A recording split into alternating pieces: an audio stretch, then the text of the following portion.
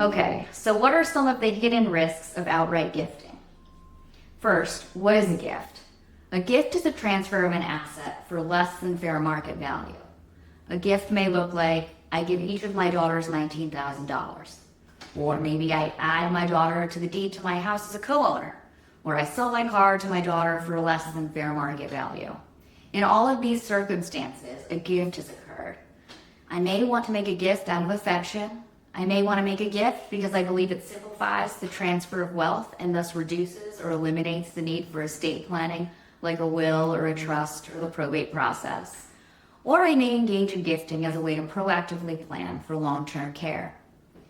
What many do not realize is that gifting may not actually achieve the goals towards which we're working, and in many cases, it may actually have a detrimental effect on yourself and your loved ones, leading to unintended consequences.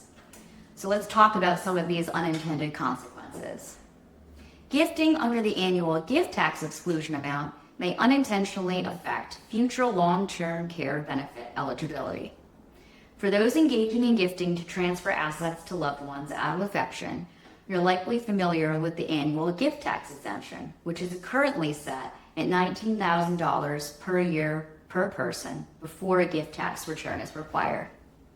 Now, this satisfies the IRS as a means to transfer wealth.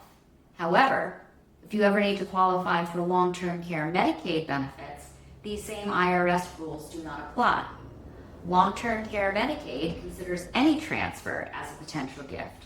Thus, even a gift of $1,000 can trigger a penalty under Medicaid's gifting rules, which can delay Medicaid eligibility. Adding a non-spouse to a deed to a home as a means to avoid probate or protect it from the nursing home, really needing long-term care Medicaid, can present other risks. Adding a non-spouse as a co-owner to a property should not be done without careful consideration of all of the risks. In the eyes of any third party, that added individual has an ownership interest in your property, regardless of whether it is your home paid for by your funds. This means that if you want to refinance or sell the home, the added party must agree and cooperate. It also means that if the added individual has any issues, such as a car accident where they're sued, or going through a divorce, or any other creditor issues, it does not matter to that third party that it's your asset. The third party doesn't care that you added the individual only for estate planning purposes. It's considered fair game for that third party, meaning your home could be subject to claims related to that added individual. Also, there can be unintended consequences for that added individual. If this person inherited your real estate from your estate or from your trust, then they're able to benefit from something called the adjusted basis, meaning they inherit the asset at its fair market value as of your date of death. If you add them to the deed during your lifetime, then they must take your tax basis, meaning its value as of when you acquired the property. They do not get this step up in basis or step up in value, which means they will owe more in capital gains. The tax on the gain often far exceeds the estate or trust administration costs.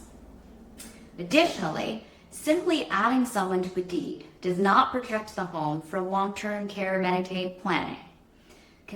Long-term care Medicaid will still consider it an available resource to the person applying.